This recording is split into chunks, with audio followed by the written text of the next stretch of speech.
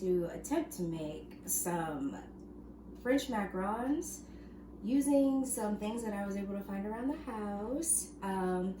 We're going to be using fine almond flour, and I have powdered sugar in here. I have regular sugar, vanilla extract, and these are egg whites. These are room temperature egg whites. I have aged them for approximately 18 or so hours. You can do it from 1 hour up to 4 days. And that means literally leaving them on the counter so that they are room temperature. So we start this process by putting in our egg whites into this bowl and whipping them up. The goal here is to create stiff peaks, and if you have a mixer like I have right now, this will take maybe 22 to 30 minutes depending on how fast yours goes. If you have a KitchenAid, then it really takes maybe like 10 to get the stiff peaks. Once your egg whites begin to form bubbles like this, you can start adding in your sugar. And this is granulated sugar that I've kind of stirred up with some salt to make sure that it is fine and has no lumps whatsoever. If you have cream of tartar, you could have added a little bit of cream of tartar to this as well to help stabilize your egg whites.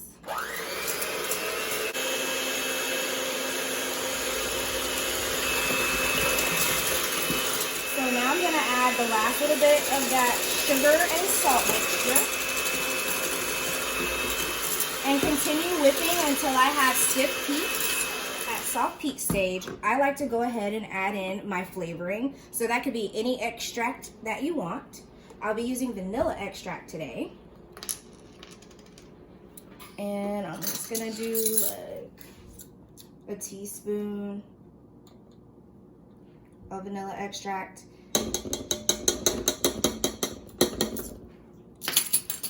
And then I'm going to add my food coloring.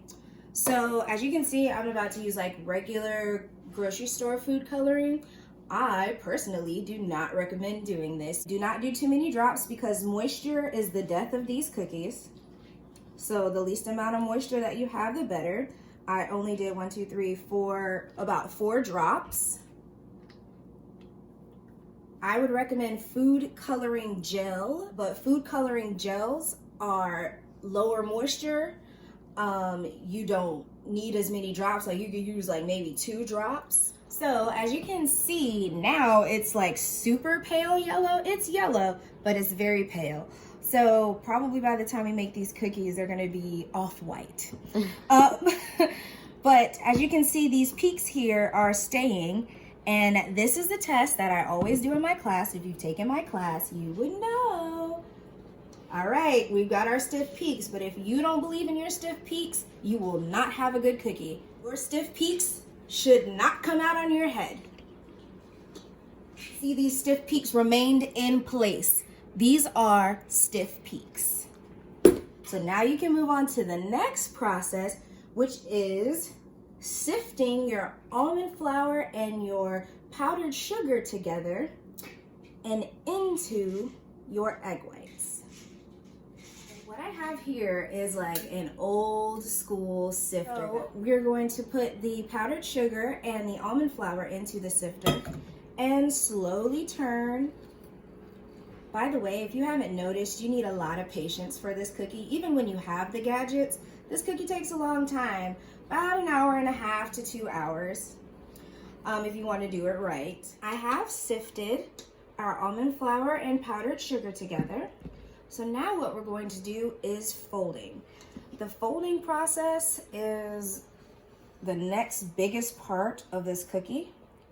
You can't be too rough, you have to be gentle, and you have to be you know, patient and kind to your cookie.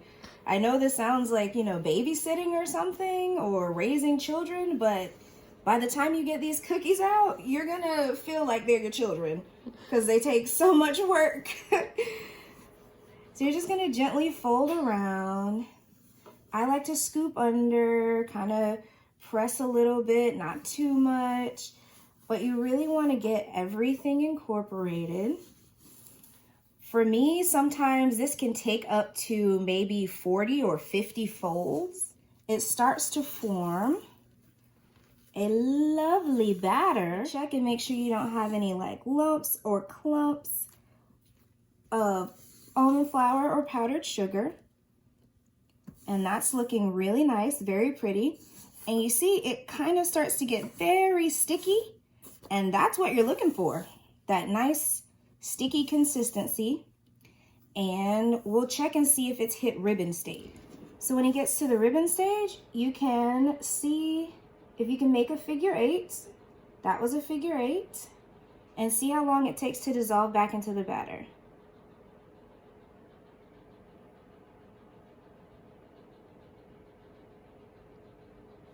All right, that's pretty good. I can still see the figure 8, and it's been about maybe 10 or so seconds. So that's good. I say we call this batter a win. So now I don't have any piping bags. This would be the glorious moment where you put your batter into a piping bag. But we have a plastic bag. I also show this in my class because not everybody has all these wonderful tools and gadgets. So you just take a nice big, I want to say this is a gallon bag, and you fold over your sides. Pick which point you're going to use as your pipe. Stick that down into a glass, a tall one. And then you're just going to put your batter into the glass.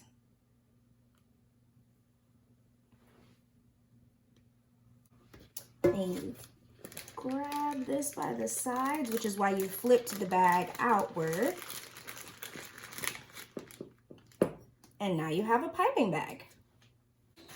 If you want, you could put a twist tie on it, or you could just hold it. It'll be fine. And I just sit it in the glass until I'm ready to use it. And I'll come back and show you what your sheet tray should look like. So when you have your cookie tray, you always need to line it with some nonstick parchment paper or a silicone baking mat. It's kind of important to get it as flush as you can to the tray. And from this point, to get it to lay down, you're gonna take a little bit of your extra batter, dab it on your finger,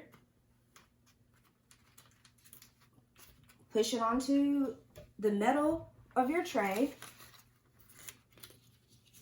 and press your parchment paper down into it. I don't like to give myself a wide hole. I like to make it kind of small to start with. And if I need to make it bigger, then I do. Your spacing is important here, because they don't spread, but you still want to give yourself enough room for them to get air around them while they're baking.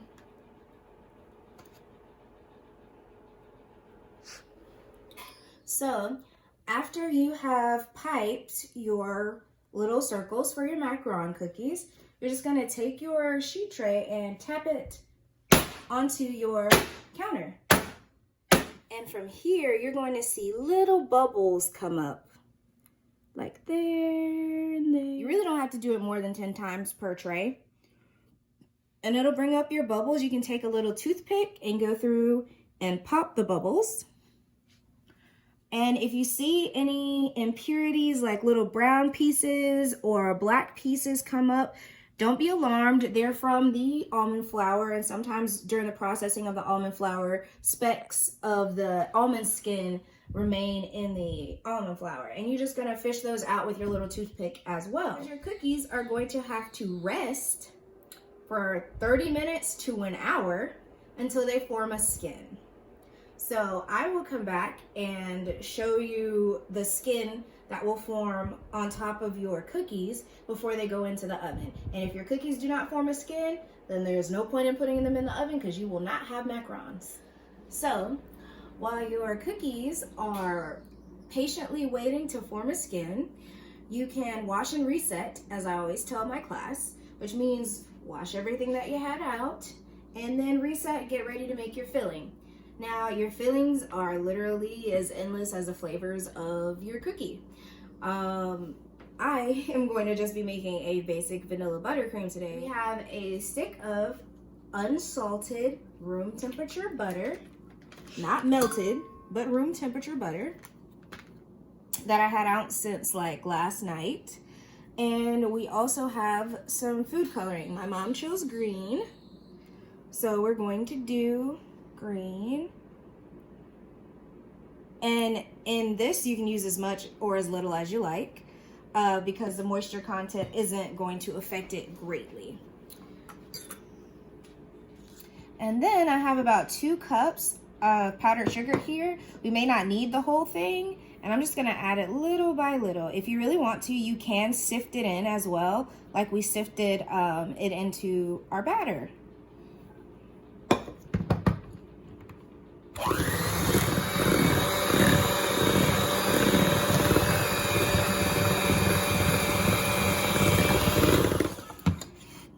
And I just keep going and adding. You can add more food coloring if you want the color to be darker. And I just get my little spatula here and scrape down the sides and make sure that I'm getting all of this powdered sugar in there.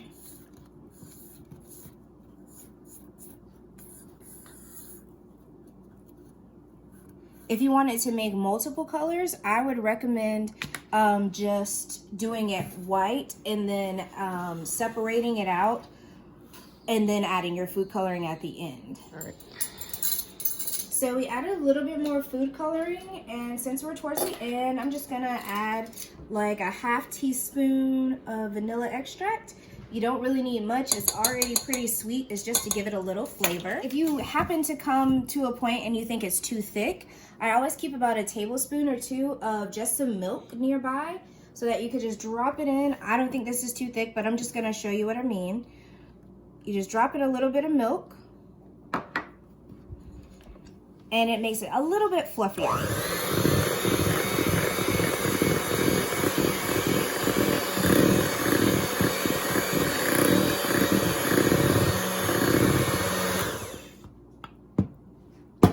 And the point of putting a filling in between the cookie is to help them stick together.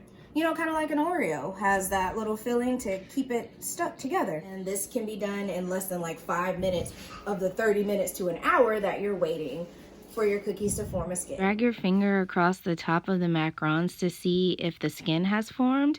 If it hasn't, leave it a little longer. But if it has, go ahead and bake. Once they're baked, you can go ahead and take them off of the sheet tray. It should take anywhere between 8 to 14 minutes.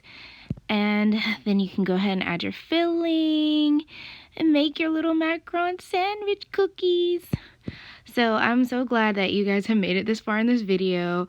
If you decide to give these a try, please tag me on Instagram so that I can have a good look at your creations. If you need any help, you can always ask me questions there or on Facebook.